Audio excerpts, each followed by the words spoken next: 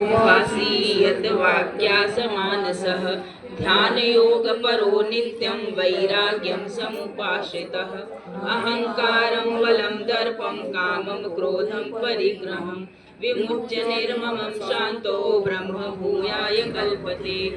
ब्रह्मभूत प्रसन्नात्मा न शोचति न काञ्चति समः सर्वेषु भूतेषु मद्भक्ति लभते पराम् भक्त्या मामभिजानाति यावानश्मामि तत्त्वतः ततो मा तत्त्वतो ज्ञात्वा विशते तदन्तरम् सर्वकर्माण्यपि सदा कुर्माणो मव्यवपाश्रयः मत्प्रसादात् वाप्नोति शाश्वतं पदमव्ययम् चेतसा सर्वकर्माणि मयि सन्न्यस्य मत्परः बुद्धियोगं उपाश्रित्य मच्चित्तः सततं भवः मच्चित्तः सर्वगुणाणि मत्प्रसादासि यस्यति अतः चेत्यम् अहङ्कारान् न श्रोषति विनक्ष्यसि यदहङ्कारमाश्रित्य न योत्स्य इति मन्यसे वृद्धेश्य व्यवसायस्ते प्रकृतिस्थाय नियोक्ष्यसि स्वभावजेन कौन्तेय निबद्धस्वेन कर्मणा कर्तुं नेच्छसि यन्मोहात् करिष्यस्य वशोऽपि तत् ईश्वरः सर्वभूतानां हृदयेषु तिष्ठति भ्रामस्य सर्वभूतानि यन्त्रारूढाणि मायया तमेव शरणं गच्छ सर्वभावेन भारत तत्प्रसादात् परां शान्तिं स्थानं प्राप्यसि। बैठ जाओ ना, खाली है। इति ते ज्ञानं आख्यातं विमिश्य तद्श्रेष्ठेन यदेच्छसि तथा कुरु सर्वभूयकं भूय शृणु मे परमं वचः इष्टोऽसि मे दृढमिति ततो वक्ष्यामि ते हितं मन्मना भव मद्भक्तो मद्याजी मां नमस्कुरु मामेवैष्यसि सत्त्वं ते प्रतिजाने प्रियोऽसि मे सर्वधर्मान् परित्यज्य मामेव शरणं व्रजः अहं त्वां सर्वपापेभ्यो मुक्ष्यामि मा शुचः। इसका बोलेंगे ना,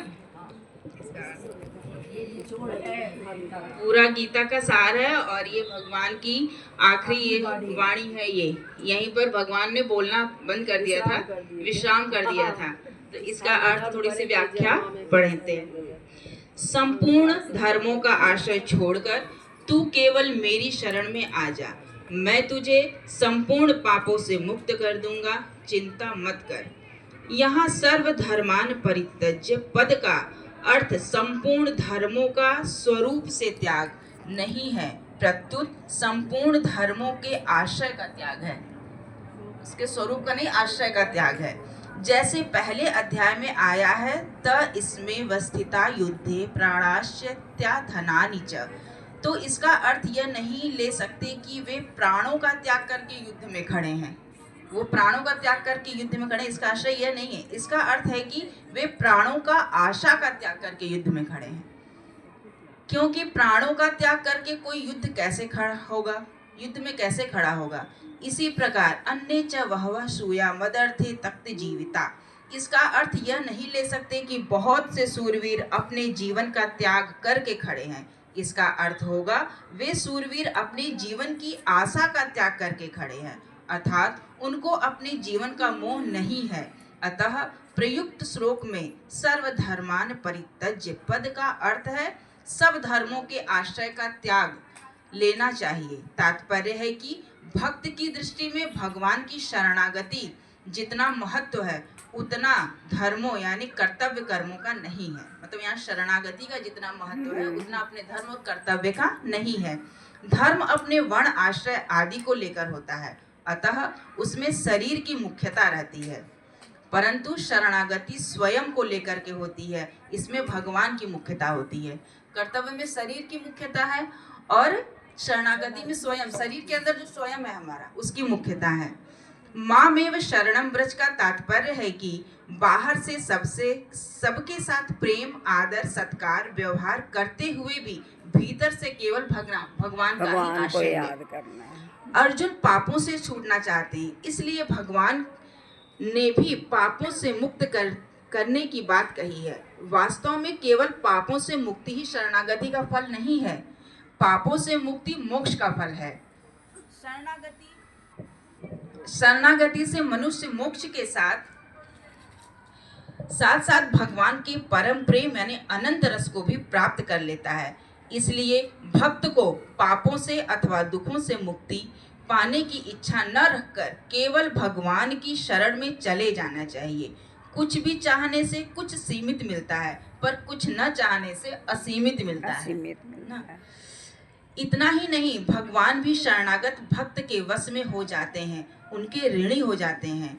भगवान का आश्रय लेना और अपने लिए कुछ न करना ही गीता का तात्पर्य है। इसीलिए साधक के लिए सबसे मूल्यवान वस्तु दो ही है, भगवत आश्रय और विश्राम। शारीरिक पदार्थों का आश्रय पराश्रय है और क्रिया का आश्रय परिश्रम है।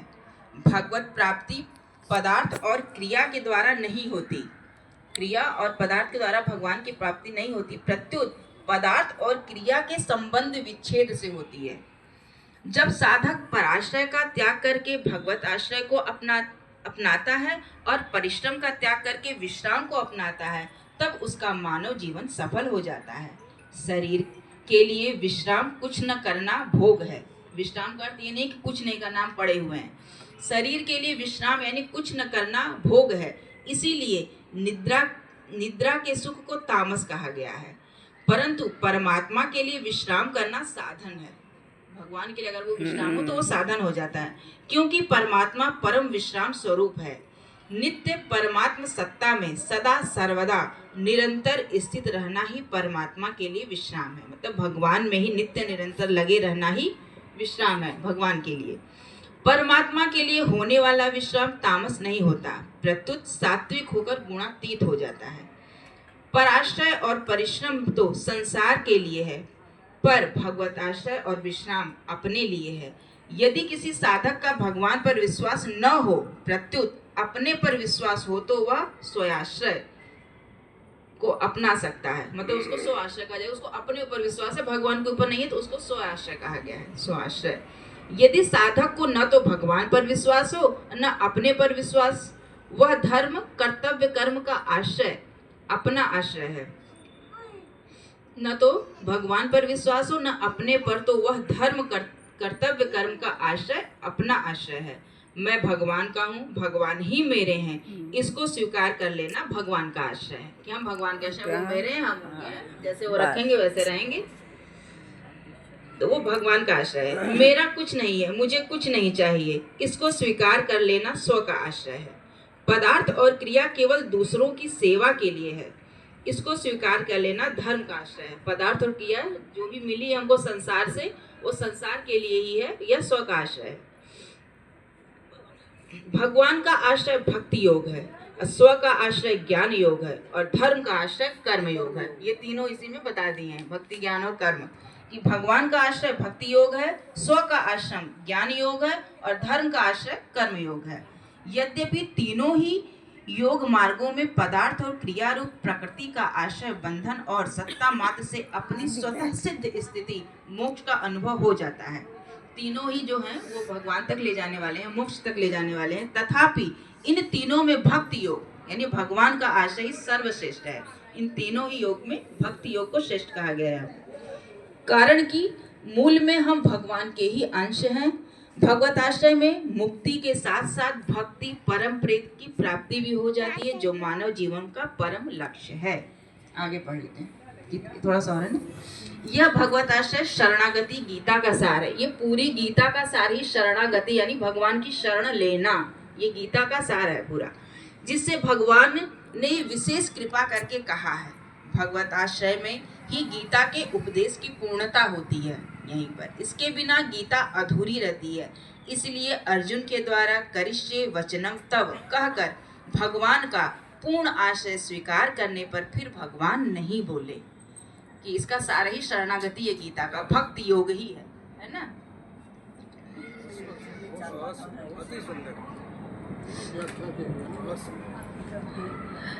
हाँ, अगला है 67। इदं ते ना तपस्या कर ना भक्ताय कदाचन